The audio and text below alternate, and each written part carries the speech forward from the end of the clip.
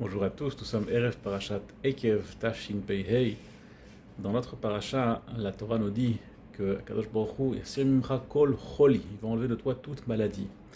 Chazal nous disent dans les Yerushalmi que quand on dit Choli, quand on parle d'une maladie, de quelle maladie il s'agit? De la Dehaga, de l'inquiétude.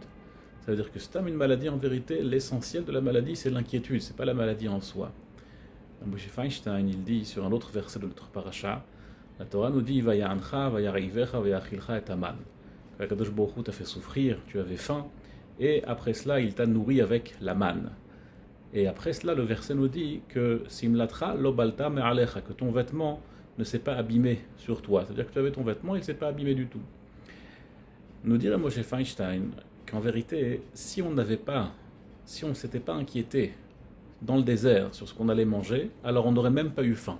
On n'aurait même pas eu besoin de manger.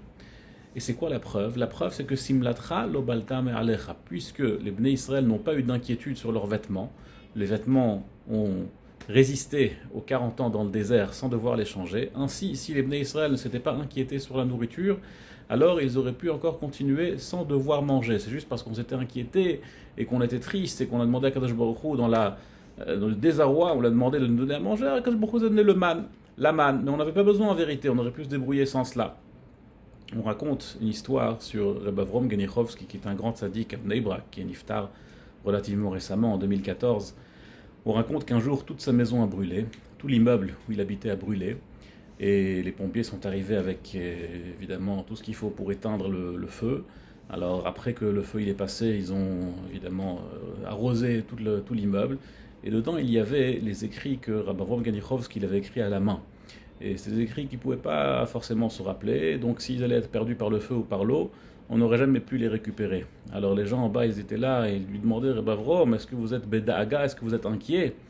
Alors il leur a dit, Beda'aga, inquiet? Non, je ne suis pas inquiet. Beda'aga, il faut le faire une seule fois par semaine. Le Rama nous dit dans Siman Reish Samer que lorsqu'on se coupe les ongles la veille de Shabbat, il faut le faire Bet Dalet Alef Gimel Hei.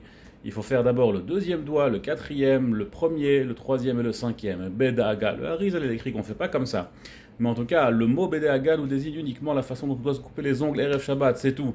Le reste du temps, on ne doit pas être jamais Beda'aga, jamais en inquiétude.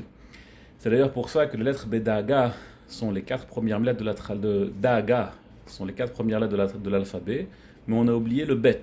Pourquoi est-ce qu'on a oublié le Bet? Da'aga, il n'y a pas de Bet, il y a Dalet, Aleph, Gimel, Hei, les 5 premières lettres de l'alphabet, en oubliant le Bet. Pourquoi est-ce qu'on a oublié le Bet? Parce que le Bet désigne le bitachon. La Dehaga, l'inquiétude, est seulement pour celui qui n'a pas de bitachon.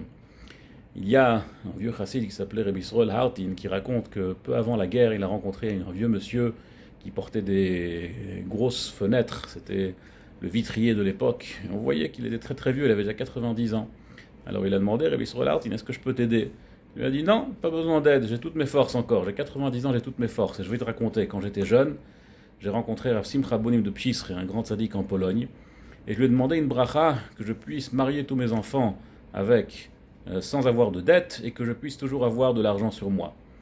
Alors Rav Simcha Bonim lui a dit, il faut savoir que si tu t'inquiètes, si tu as de la Dehaga, Kadosh Baruch Hu il te donnera rien. Mais si tu demandes à Kadosh Baruch Hu, alors Kadosh Baruch Hu te donnera tout. Et ainsi, depuis qu'il m'a dit ça, je me suis jamais inquiété et j'ai juste demandé à Kadosh Baruch Hu et Kadosh Baruch Hu m'a tout donné. Et regarde, aujourd'hui, je suis encore là, à 90 ans, avec toutes mes forces.